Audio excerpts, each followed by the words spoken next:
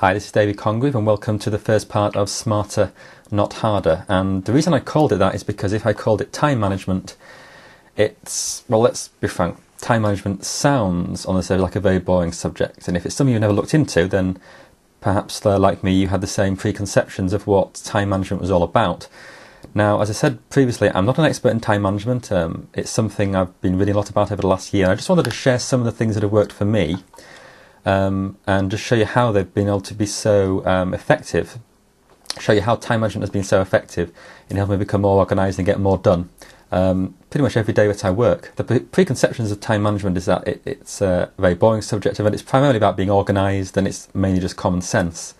And really that's an oversimplification. It's kind of like saying that marketing is just about convincing someone to give you money in exchange for a product or service. That might be true, but it certainly isn't a matter of common sense to be effective in marketing. And in fact, a lot of the things we do in marketing are really counterintuitive. So it's really the same with time management. There are little tricks, little things you can do that on your own you probably would never think of doing, that can really just save you a lot of time and could just make you a lot more productive. It might be easier to say make more money than it is to say spend less time, but really they're kind of one and the same. If you spend less time working, you'll get your projects completed faster and hopefully you'll profit more as well.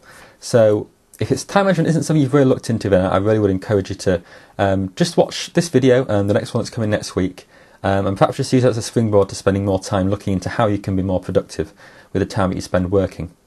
Now, of course, before I say anything else, I must mention Tim Ferriss and the 4-Hour Workweek, which has probably done more to get people interested in time management than anything else, and it was certainly the book which I know people talk about the book being something that changed your life, and it always sounds a little bit like hyperbole to me, but I think really it's the first book I can say that I read, and it really did change my life, not in a huge dramatic kind of way, but it enabled me just right from the first read through and applying just a few of the suggestions. I was able to increase my productivity by at least 50%.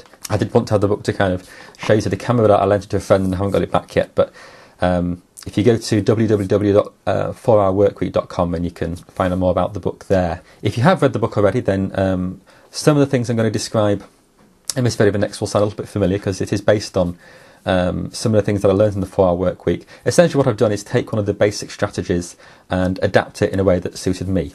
So what I'm going to show you is not a definitive way to organise your work, it's just how I do it.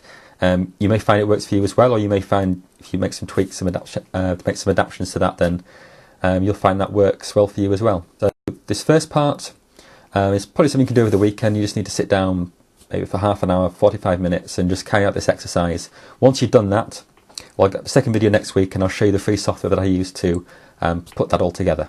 Okay, so the first thing you need to do is get a piece of paper and a pen, and just watch this.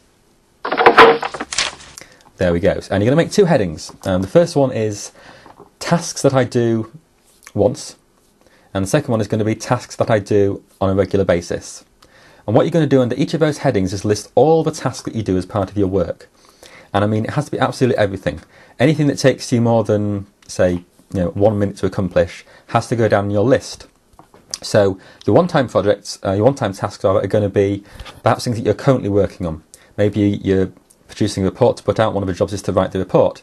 You're not going to keep writing that report. You're going to write it once. It might take you several attempts, but it is still just one task. So that will go in one-time jobs. But something like checking emails, visiting forums, doing your accounts, they're all things that you do regularly, either daily or weekly or perhaps once a month, or even if it's something you do once a year. If it's a regular task, that goes under the second heading. Don't worry about getting every single item now, just basically do a brain dump of everything you can think of that you've got outstanding to do, that you do on a regular basis, and put it down. If you've forgotten something, you can add to it later on, that's not a problem.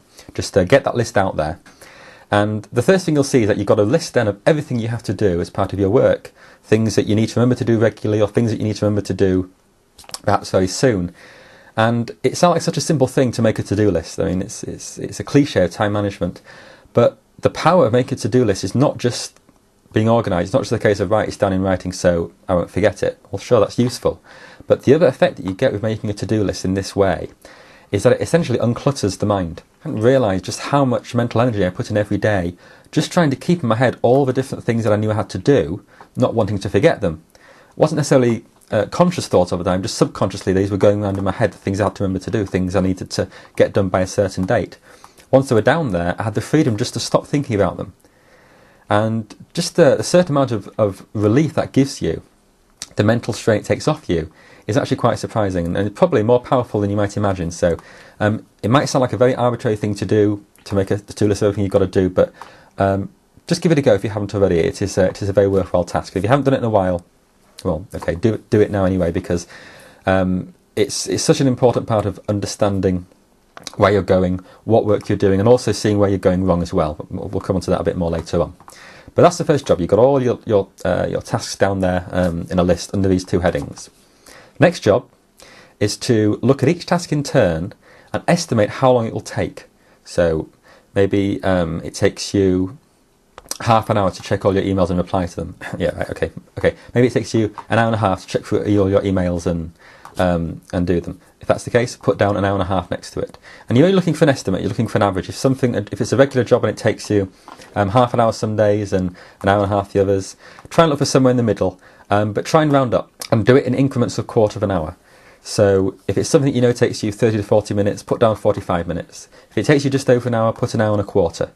Round up. And the reason we do that is because you're always going to find there's a little bit of time lost from moving from one job to another, or you have to visit the bathroom, or you have to make a coffee, the phone rings, the doorbell rings, things distract you. So you're allowing a little bit of padding, because if you just put down the exact time it always takes you, you're going to find the schedule doesn't quite work out as you plan, because there are always going to be certain interruptions. So estimate the time it's going to take you, round it up to the nearest quarter of an hour, and do that for all the jobs. And the minimum you should do for all of the jobs is quarter of an hour. Even if it's a job that only takes you a couple of minutes, maybe you're just going to send a quick email to somebody, put down quarter of an hour.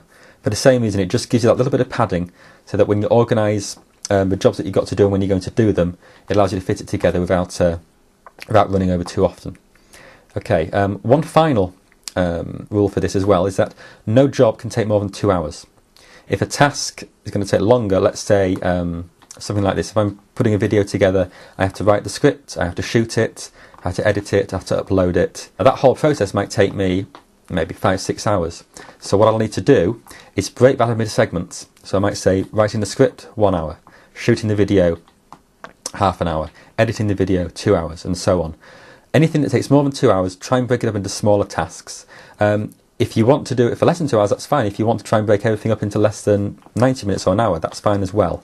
What you're shooting for is a length of time that represents for you the maximum that you can work without getting too mentally drained. If you find that after an hour of working on one thing, your productivity just goes down to zero, then set it as an hour. But 2 hours is usually okay for most people, and that's what I would suggest, at least starting off with. You can always change your mind later on. So that's actually kind of the fun bit. It lets you look down and see all the jobs that you've got to do and exactly how much time roughly it takes you to do those things. Get that done this weekend if you can. Just make that list. Jobs that are one-off jobs that you do on a regular basis, whether it's daily, weekly, monthly, whatever. Get those down on paper, and then next week we'll look at the software that will enable you to take that information and actually put it to use. So thanks so much for watching. Have a good weekend, and I shall speak to you again soon.